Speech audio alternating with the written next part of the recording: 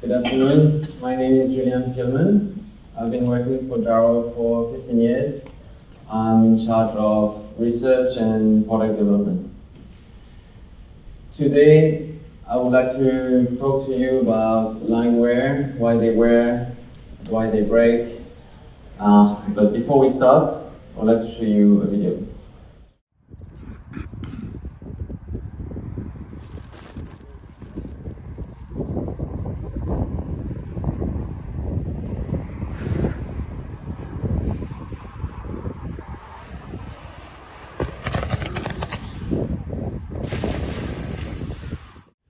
So, this video was posted by pilot Anton Kuzmin on Facebook, and it's actually not one of our canopies, but we have seen a trend of incidents and accidents in the last couple of years involving lines breaking either in flight or on landing, and this is why I'm here today talking about this. So what I was talking about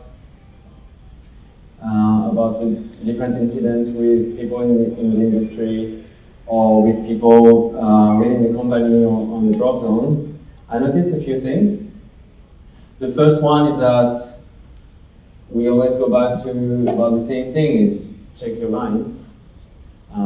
We expect the jumper to be autonomous and responsible in checking their lines.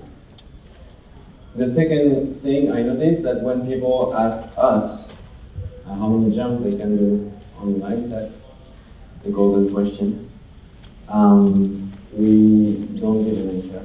We don't want to commit to a number because that would mean that if this jumper doesn't do this many jumps, then it will be in trouble.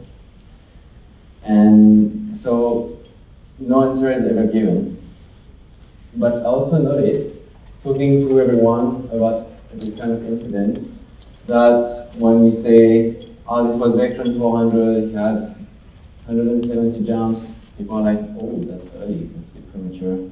When we see another incident that this guy had 420 jumps, people are like, yeah, well, you waited too long, should have changed them.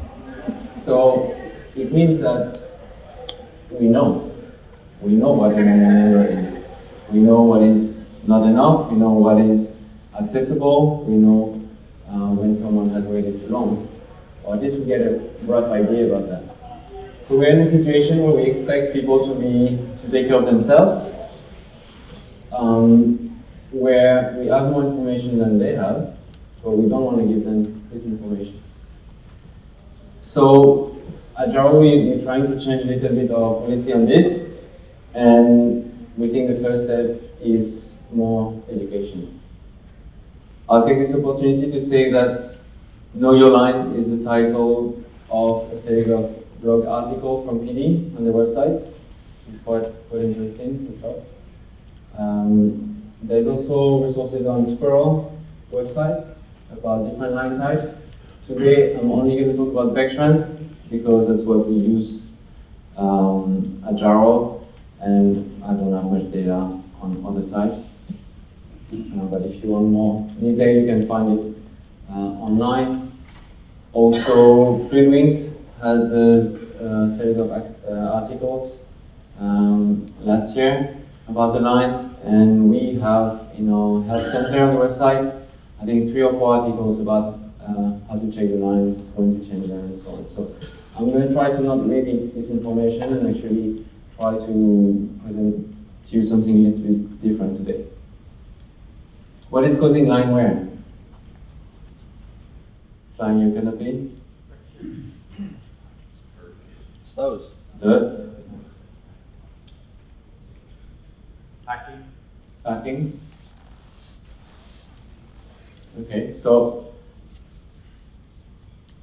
the first one is definitely abrasion from the grommet of the slider. This is a machine we have that simulates the wear by moving this is an RDS ring actually up and down the line, and there's tension on the line and play with. So this is the first pose of linewear. And we actually sent a survey to our athletes and in the second phase to a more general public about when they change their lines and why and which conditions they're jumping in and so on. And we got about 250 answers. So it's good enough to start with some statistics, some average and so on. So it's quite interesting data, and this is a big part of what I would like to share with you today. So abrasion from the grommets. Of course, if the grommet is damaged, it can go much faster. So that's a big factor. Using an RDS seems to accelerate the wear. From the survey, we estimate about 15% more wear with an RDS. I'm not entirely sure why. It could be different things. The rings can be of a slightly different material. They're more heavy. Well, some people use a full RDS, so there's more tension on the slider and more tension on the lines. So it can be different things. Some leave the slider flapping a bit longer than others as well. So all of this can play, but what we see is that on average, it's about 15% faster with an RDS. The dust, or sand, or salty area close to the sea, so on, also plays a role. From the data I collected, it seems that people who fly in or pack in bad conditions change their lines about 20% earlier than the others. But what we found is about 20%. And the lines that are the more prone to abrasion are the one that on the risers, on each riser, are either the most inside or the most outside. So on the Canopy, it looks like what at JYRO we call A1, D or C1, and the brakes and the most external, so A4 and C4 on this Canopy. Now, is there an effect of wing loading? The data that we collected shows that yes. So this is the wing loading, and this is the number of jumps you can expect on the Vectron 400 Lineset. At 2.2, we're about 400 jumps. At 3.2, 250. So it's not negligible. It has a big impact. But what we found is that it's not really the wing loading, it's more the exit weight that matters. Because, well, the lines are the same on different sides of the canopy, so it doesn't really scale with the canopy, the line type. And so what we find is the exit weight is actually the important factor here. We think that at each opening, the weight is breaking few fibers in the line, and little by little reducing its strength.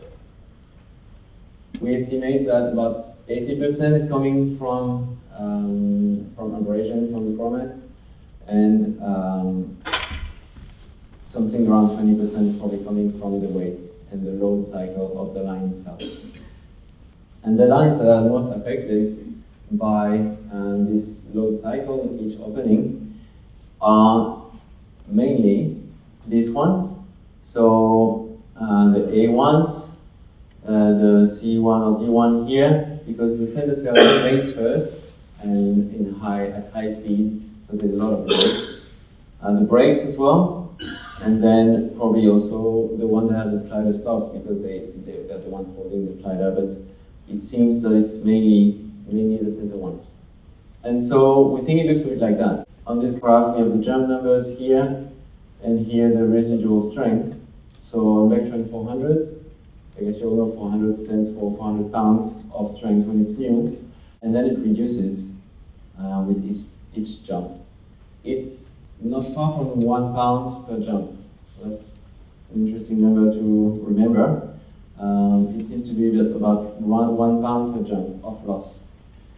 Sometimes a bit more, and then depends on the parameters we've seen before, the dust, RDS, and so on. But It gives an idea and it's easy to remember. These pictures that are actually coming from the VD blog are showing different stages of wear on the lines. And we can see more and more yarn, more and more fiber being broken. It follows the residual strength of the line. So we have seen it can change a little bit. Best case scenario, you're landing on grass, you're like hiking in good conditions, and so on. And worst case scenario, you're flying in RDS, you're jumping on the beach quite often. And now, when are the lines actually breaking? So we have seen how they wear, how they lose strength.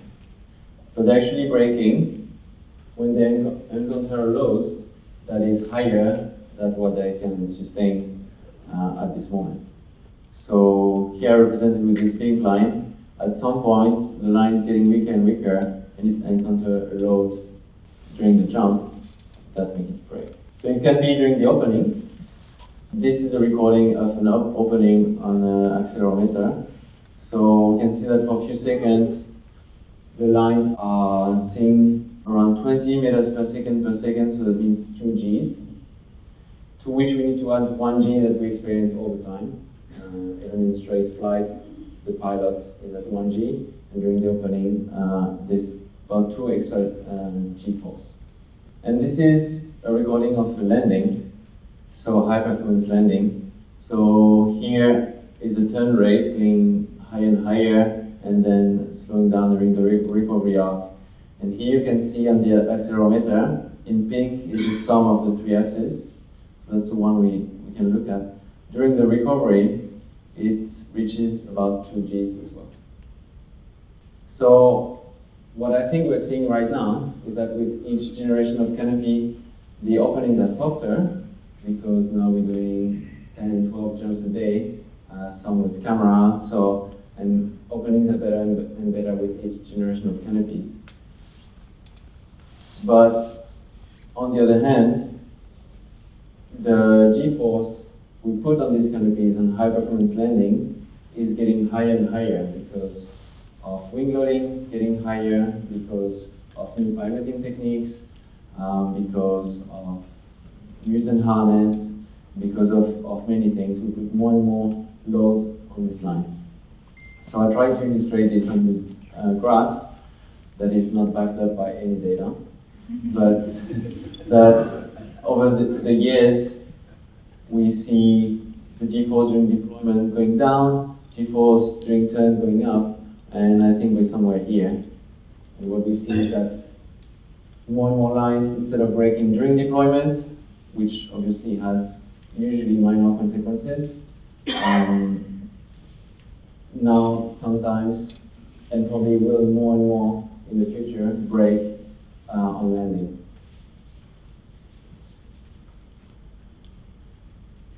Another aspect is that the design of the canopies has evolved as well. This is a Sapphire 3, so 9 cells, fairly rectangular. In yellow, I wanted to show where the lift is actually created. So the first 25-30% of the cord is where most lift is created. So we have the A lines heavily loaded, the B ones a bit less, C and D not that much. But span-wise, it's quite evenly spread. Now on the more tapered canopy, like this is a layer, what we have is that the lift, simply because there's more fabric here in the middle, the lift and the weight or the load is not spread anymore. So we end up with more load on the center lines. So I estimate it's about 20% higher on the A1 on a highly tapered canopy than on a rectangular one. And then because it's a 7 cell, because now we put the structure inside the canopy with the cross brace and so on. So what we see is 7 cell is only 8 groups of lines, 8 loaded ribs, when 9 cell had 10. And so this mathematically increases the load by 25% on the lines as well. So when you start to accumulate all this, plus 25% here, plus 20% here, Plus, there's more and more people jumping thinner lines. Vectron 400, that was probably limited to competition at some point. Now there are thousands of Valkyrie layers, fluid wing canopies as well that are out there. Sometimes with people who are jumping every day of the week, doing video on the drop zone or training. And so the chances of problem is increasing. So these lines, the A1 and A2 are the ones that are the most loaded on this canopy. And now if we put the three together, we see that the A1 are accumulating all the problem. They are the ones that are the most abrasion from the slider. They are the one taking a lot of loads during the opening, and they are the one being heavily loaded in flight as well. So these are the lines of Anton Kuzmin that we've seen at the beginning, and both his A1 line broke.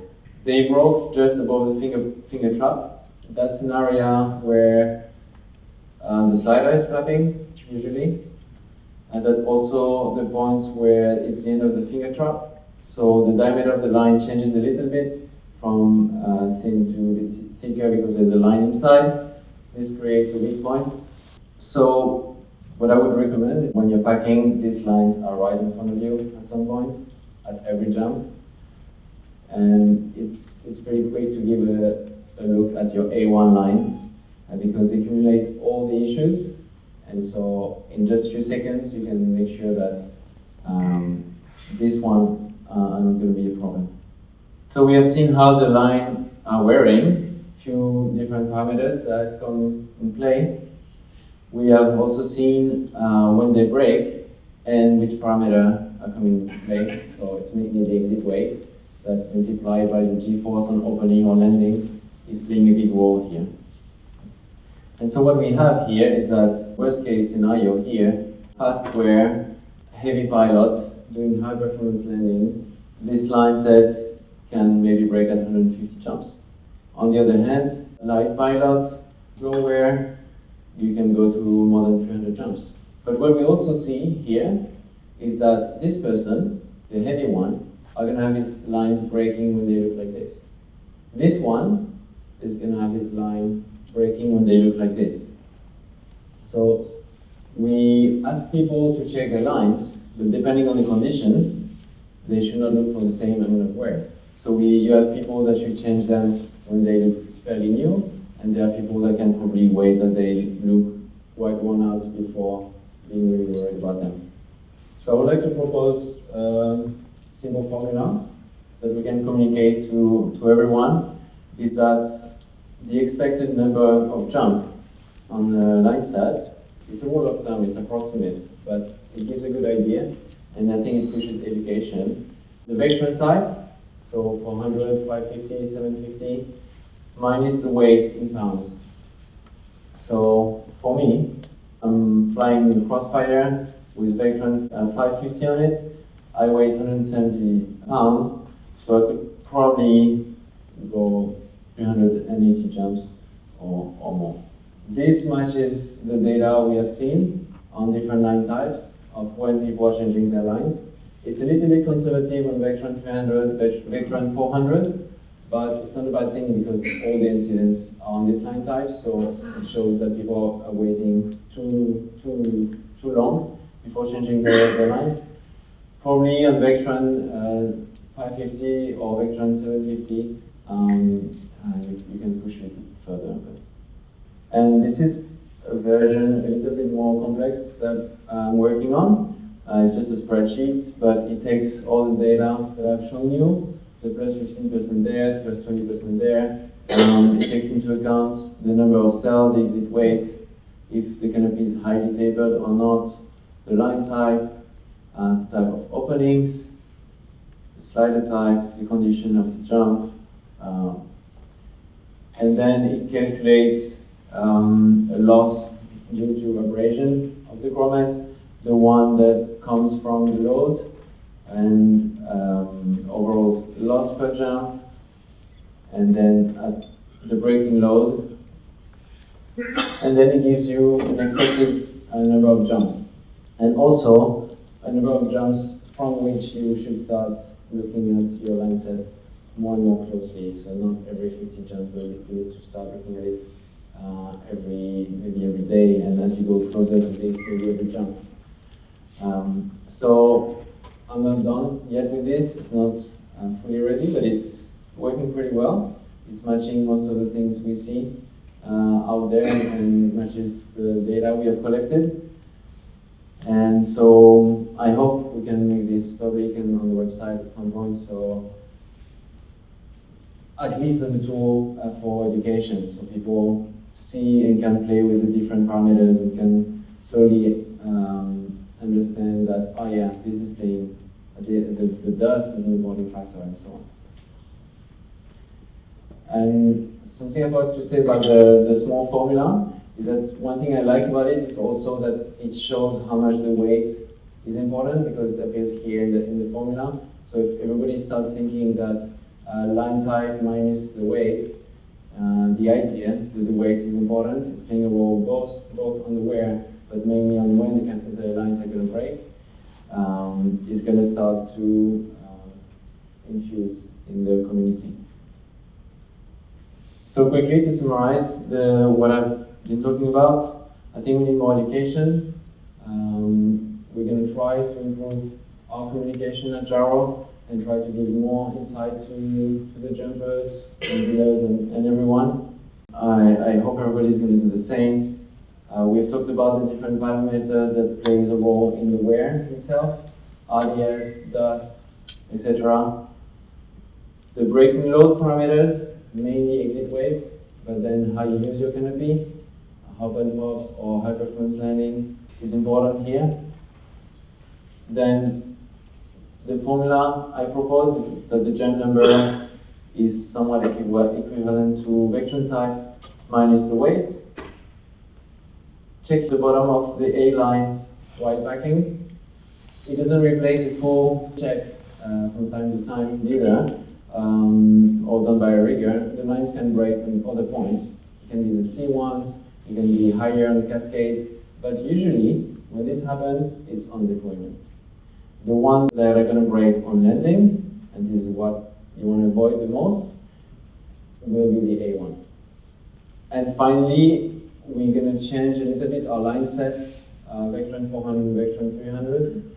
And it's not effective yet, but it will be really soon. We call it fail-safe line sets. It's quite simple. We just made the A1 lines one size thicker. So on Vectron 400, we're going to put Vectron 550 on the A1 lines. And on Vectron 300, we're going to put Vectron 400 on the A1 lines. And this way, we don't think we're going to make the line sets more durable. This is not our point. Our point is that when they break, if they have to break, they hopefully will break on deployment and not on landing. That's the main thing we want to avoid. Thank you very much.